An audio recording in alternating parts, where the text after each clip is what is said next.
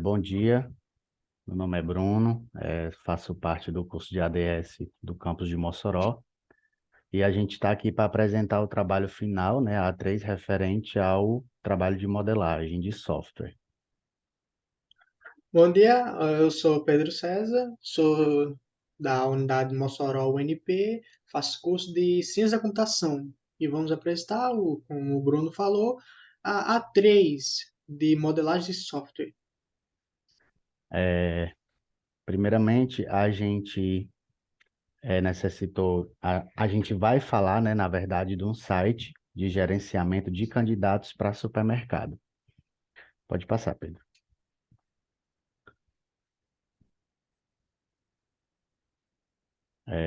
A nossa problemática, nós escolhemos um supermercado, né? Que é o supermercado Rabelo. Pode, pode passar o demais isso. A nossa problemática, né? A nossa problemática, ela se refere a um problema que o supermercado tem, né? Na hora de uma contratação de um novo integrante da empresa, ou seja, um novo colaborador, né? A partir do momento de que ele se dá a necessidade de se contratar alguém, já inicia a problemática que o setor de RH enfrenta, tá? Então, só lendo aqui de maneira mais contextual a parte da problemática, a grande problemática vem no momento que é necessário abrir uma vaga de emprego e os funcionários responsáveis precisarão organizar os documentos, ou seja, os currículos, né, para poder dar o processo de entrevista, né? A empresa, ela precisa nesse departamento de uma maior organização para agilidade no processo e agilidade na contratação para ter uma contratação mais assertiva, certo? Pode passar, Pedro.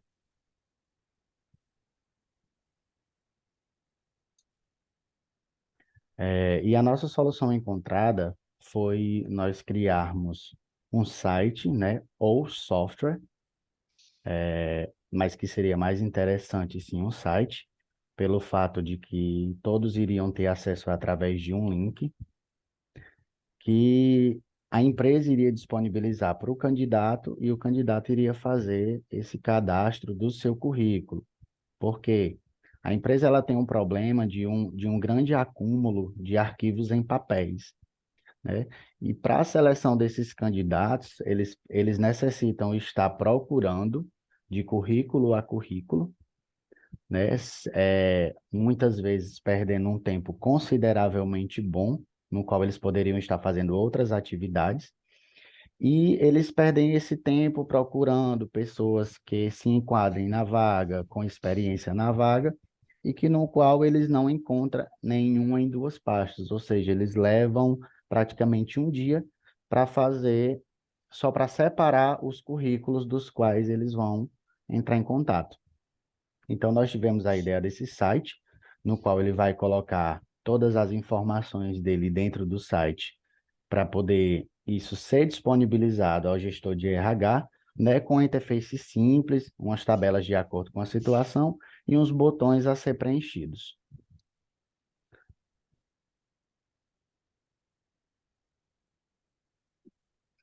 Os requisitos para o sistema, certo? Nós abordamos outros requisitos que estão anexados em nosso trabalho, mas nós queríamos apresentar alguns requisitos só para vocês terem ideia de como é feito o levantamento.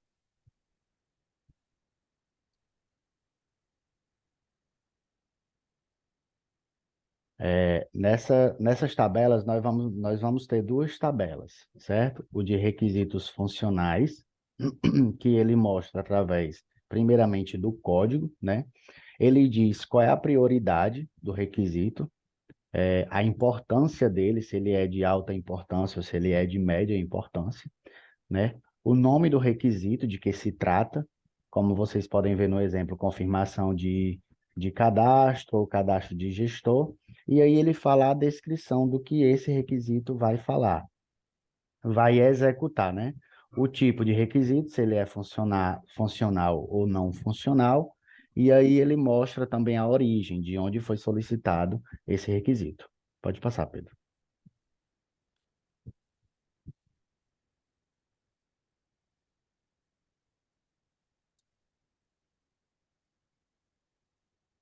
Passar. Você pode apresentar ele todo. Aqui é o nosso modelo de fluxo de uso, né, do qual aqui seria o nosso sistema. O nosso candidato, a pessoa um seria o nosso candidato, que ele vai ter acesso a fazer o cadastro do currículo dele. E o gestor de RH vai ter acesso a todas essas outras informações, cadastrar o gestor, que é o seu login, analisar candidato, imprimir relatórios, dentre outros. Pode passar, Pedro.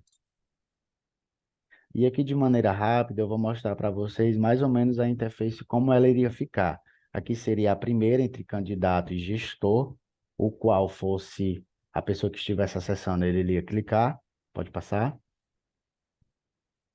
O próximo seria a tela de cadastro do candidato com as informações que ele necessitaria mostrar ao gestor. Essa segunda tela, essa terceira tela, na verdade, é o cadastro também do usuário, do funcionário, no caso do gestor, se ele ainda não tiver realizado o cadastro. O candidato,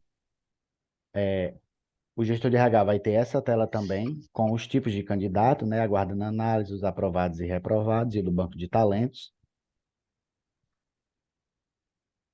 E aqui são duas telas que a gente vai apresentar para vocês de como o gestor de RH iria ver as informações. Aqui seria dos reprovados e ele poderia imprimir um relatório desses.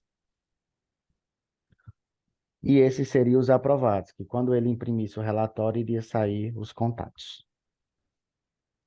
Bem, depois já temos feito a interface e atribuir e pensar quais seriam as entidades e os atributos que cada um carregaria, fizemos o diagrama de classe, em que vocês podem ver que tem que cada atributo pode conter o seu tipo, como inteiro, o varchar ou char,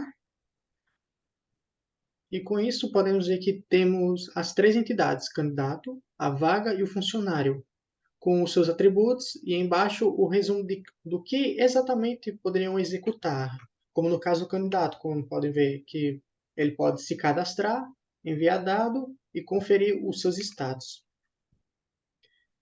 Já no modelo conceitual que fizemos, podemos dizer que é mais, não em forma de tabela, é uma forma mais trivial, por assim dizer, onde podemos ver as suas ações em forma com contratar ou candidatar, os seus atributos mais ou menos bagunçados, mas dando para ver, e as suas cardinalidades.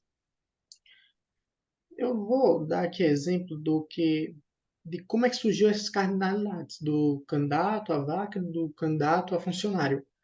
Tipo, nesse do candidato à vaga, temos onde o candidato poderá se candidatar à vaga. Essa pergunta tem que se fazer para poder ter a cardinalidade do 0 e N, que isso quer dizer o seguinte, que o N, que o 0, seria o mínimo de candidatos que poderiam se candidatar, e o N seria muitos candidatos poderiam se candidatar.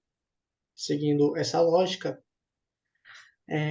podemos dizer que tem de candidatar a vaga, então, 0 candidatos pode se candidatar à vaga, tanto quanto muitos também podem se candidatar à vaga, por isso que tem 0,n, que mais para frente, quer dizer, mais para frente não, lá no diagrama de classe, como vocês podem ver,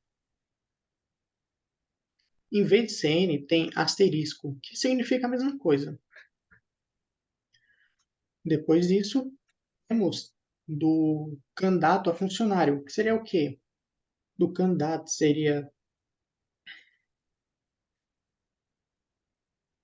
que seria o seguinte, que candidatos podem ser contratados por funcionários.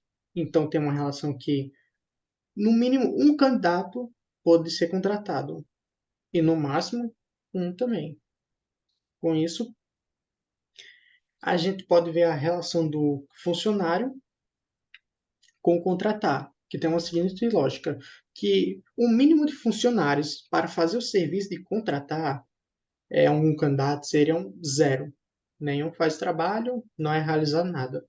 E mostrando esse N, que muitos candidatos, quer dizer, erro meu, muitos funcionários que seria tipo a gestão do RH, poderiam contratar os candidatos. Pronto. Com essa lógica, onde é mais destacado, quer dizer, vocês podem ver que esse CPF está sendo destacado. Isso quer dizer que é um atributo-chave. Como lá no diagrama de classe tem uma partezinha chamada ID, que seria mais ou menos como seria procurado a entidade. Vamos passar. Vamos lá. Pronto. Modelo lógico. O modelo lógico é a mesma coisa que os outros lá atrás. Só que. Droga. Só que ele dá mais destaque a quem seria a chave. Tipo, podemos ver que lá no candidato ou no funcionário temos a seguinte chave do CPF, que é um inteiro, e que a chave lá é destacada lá embaixo, como podem ver. Agora, depois de tudo isso, a gente vai para o modelo físico, onde a gente criou com o banco CQL, para fazer, claro, um experimento de como ficaria, e pegamos todos os atributos e as suas entidades, claro, organizamos em uma tabelinha, para criar assim, a gente, com o comando de criação de tabela, fazer também as tabelas do que das entidades e o que vai ser armazenado. E claro, a gente usou os níveis de normalização que foram pedidos, como o nível 1 ao nível 3. No nível 1, a gente é pedido que não pode ter valores repetidos. Com isso, lá atrás, foi mostrado que o sistema pode sim conferir se o CPF foi cadastrado de novo ou não. E é claro, vai dar um erro se for e vai avisar. E que não pode ter mais nenhum atributo com mais de um valor. Tipo, no caso do endereço, como está aí mostrado no funcionário e no candidato, que é o CEP. Só que em vez de endereço, que seria colocar a cidade, o bairro, a rua ou o número da casa, será apenas o CPF, que é um conjunto de números, como normalmente a gente vê, que é literalmente todos esses atributos em só uma linha, indicando o local. Já o nível 2, onde os atributos normais, que não são as chaves, dependem da chave primária. Tipo, para você achar o funcionário ou o candidato, você precisa ter a chave primária. Se você não tiver a chave primária, você nunca vai achá-lo. O candidato específico. Foi mal aqui, errei. E, para finalizar, o nível 3, que é todos os atributos têm que ser independentes. Não pode ter, tipo, não podemos dizer que o e-mail tem que estar junto com o nome. Não. E que nesse nível 3, como no nível 2, todas as entidades devem depender da chave primária. Um exemplo que eu posso dar que é simples, é que o CEP ou nome, novamente, existe independente de qualquer outra coisa. Eles vão existir, não importa o que tem que fazer. Porém, você só vai conseguir encontrá-lo caso tenha o CPF, como lá no caso 2. Bem, para resumir, foi tudo isso. Muito obrigado pela sua atenção.